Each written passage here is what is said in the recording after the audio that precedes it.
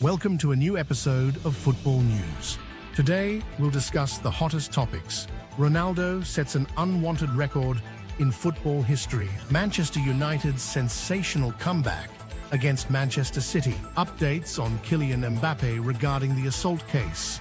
Real Madrid eyes another Bellingham. Xavi Simons, where will he continue his career? Atletico Madrid's shocking transfer news. We are talking about this and much more today. This is a hot selection of the most interesting football news. Don't forget to subscribe to the channel, click the bell, and like this video to get more news about our favorite game. Your support is very important to us. Let's get started. Kylian Mbappe is steadily finding his form and delivering results on the pitch. Over his last 6 matches, he has scored 4 goals, including a stunning strike against Atalanta. Despite criticism following games against Athletic Bilbao and Liverpool, his average match rating exceeds 7, showcasing his consistent performance. But it's not just his footballing success that has people talking. Swedish prosecutors recently closed an investigation linking Mbappe to a sexual assault case, citing insufficient evidence. Prosecutor Marina Chirkova stated, while a suspect was identified during the investigation, there is not enough evidence to proceed further. No charges have been filed. However, the story isn't entirely over. If new evidence emerges or Mbappe chooses to defend his name in court, the case could be reopened. Meanwhile, Mbappe is also locked in a financial dispute with PSG. The player filed a complaint with the league's disciplinary committee over unpaid wages, but the committee rejected it, citing a legal case filed by the club itself. PSG framed the decision as a victory, stating, "We are pleased the committee did not support the player's request, reaffirming our position. Integrity matters more to us than any player." However, the French Footballers Union has taken Mbappe's side, declaring, "This is unacceptable. Players cannot and will not tolerate such decisions." The dispute is set to continue in other courts, as the club reportedly has no written proof that Mbappe waived his right to these payments. The tension is escalating, especially as PSG President Nasser Al-Khelaifi appears determined to see the case through. Whether a compromise will be reached remains to be seen. Rumors are swirling that Darwin Nunes might leave Liverpool for Atletico Madrid. Reports suggest that Atletico's head coach, Diego Simeone, is personally interested in the striker and is a big fan of his playing style. However, it's hard to say that Nunes's move to Liverpool has been a transformative success. While the $100 million price tag raised eyebrows, the transfer can't be deemed a complete failure either. Liverpool manager Al-Nassr defended Nunes in an interview with Liverpool Echo. "Darwin impacts the game, even if we're just talking about goals. Yes, he scores less than he or we would like, but his contribution on the pitch is clear. He sets the tempo, aids in pressing, and adds aggression in winning the ball back. Of course, as a striker, he wants to score more, but I evaluate him and Mo not just by their goals, but by their overall contribution to the team." Despite Slot's defense, a striker's primary job is to score goals, and Nunes's return, just 3 goals in nearly 20 matches, raises serious questions, especially at a club like Liverpool. Could Atletico Madrid be the perfect fit for Nunes? It's possible. Latin American players often thrive in La Liga, and Julian Alvarez's success under Simeone serves as a strong example. Perhaps Nunes could follow a similar trajectory. As for Liverpool, the club might need to consider finding another forward. It's possible that Slot doesn't want to admit the club overpaid for Nunes and is trying to highlight his strengths to mask his shortcomings. What do you think? Should Liverpool sell Nunes or continue to work with him? Share your thoughts in the comments below and stay tuned for more updates. The reputable portal Transfermarkt has updated the market value of Cristiano Ronaldo, the star forward currently playing for Al-Nassr. Ronaldo's valuation now stands at $12 million, marking a $3 million drop from his previous $15 million valuation. Transfermarkt first assessed Ronaldo's value in October 2004, placing him at $18 million. This means his current valuation is the lowest in the history of his illustrious career. Ronaldo's peak market value was an astonishing $120 million during the 2014-2015 season, when he was at the height of his powers. Despite the decline in valuation, it's important to note that Ronaldo's influence on the pitch and off it remains unparalleled. Whether it's scoring decisive goals or driving the global popularity of Al-Nassr and the Saudi Pro League, Ronaldo continues to be a transformative figure in football. The question remains, how much longer can Ronaldo defy time and maintain his status as one of the sport's biggest icons?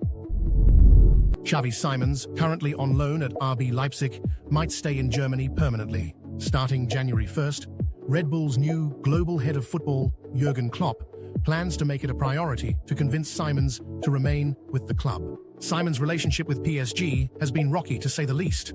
The French club seems unlikely to keep him in their system and is reportedly planning to sell him. However, there's a catch. A clever clause in his contract means that if PSG sells Simons before a specific date, a significant portion of the transfer fee will go to PSV, his previous club.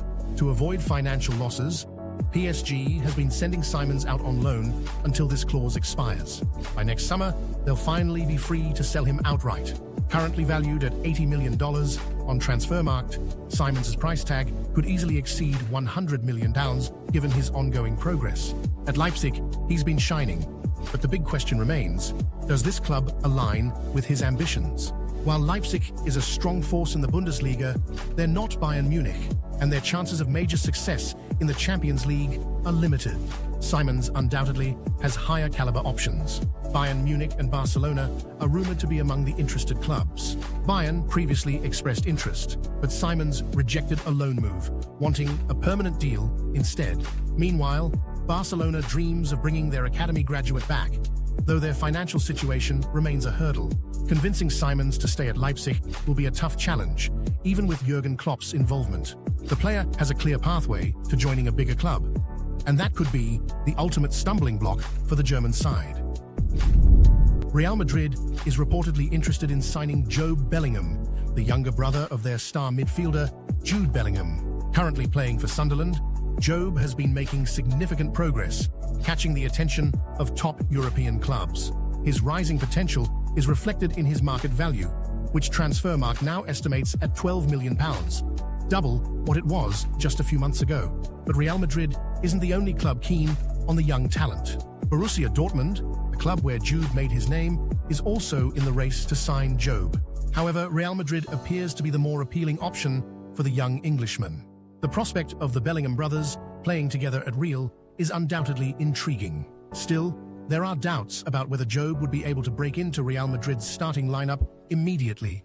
He would likely join a group of young prospects like Arda Güler and Endrick on the bench. A more logical step could be starting his career at Borussia Dortmund, where he could develop, much like his brother Jude, before making the move to Madrid. For Real Madrid, another sensible approach would be signing Jobe and loaning him out to gain experience. However, Borussia Dortmund would likely reject such terms, as they would prefer to acquire the player outright, develop him, and later sell him to Real Madrid, just as they did with Jude. One thing is clear, Jude Bellingham won't reach his full potential at Sunderland. It's time for him to take the next step in his career. The Manchester derby ended with a painful defeat for Manchester City. Despite dominating possession and controlling the game, Pep Guardiola's team struggled to capitalize on their chances, allowing Manchester United to secure a 2-1 victory. The Red Devils left City without points in this highly anticipated clash. After the match, City's manager Pep Guardiola couldn't hide his emotions. "I am the manager. I need to find solutions, but right now, I'm not doing that. This is a big club, and if you lose 8 out of 10 matches, something is clearly wrong. Yes, I've mentioned the tight schedule and injuries, but those are not excuses. Today, we should have won, just like in the Feyenoord match, where we were leading 3-0, but ended up with a draw. It's not about injuries or the schedule, it's us putting ourselves in this position." Guardiola also took full responsibility, admitting his shortcomings. "I'm paid well to handle these situations, take criticism, and find solutions. But to be honest, if not for our past achievements, I would have already been sacked. A month and a half ago, we were the best team in Europe, and now we've lost 8 matches, including today's derby." On the other hand, Manchester United's manager, Ruben Amorim, was in an upbeat mood after such an important victory. "I think we did a great job. We controlled Manchester City and didn't let them create many chances. At the same time, we didn't create much ourselves. But today, the key was the players' belief in themselves. This was the big difference compared to the match against Arsenal." Amorim emphasized how much this win meant for the team and the fans. For the fans, this victory is huge, especially after the tough defeat to Nottingham Forest last week. Today, we are happy, but we have 3 matches coming up next week, and everything can change. For now, we'll enjoy this success a little, but tomorrow, we'll start preparing for the next game. The Manchester derby once again delivered drama and excitement.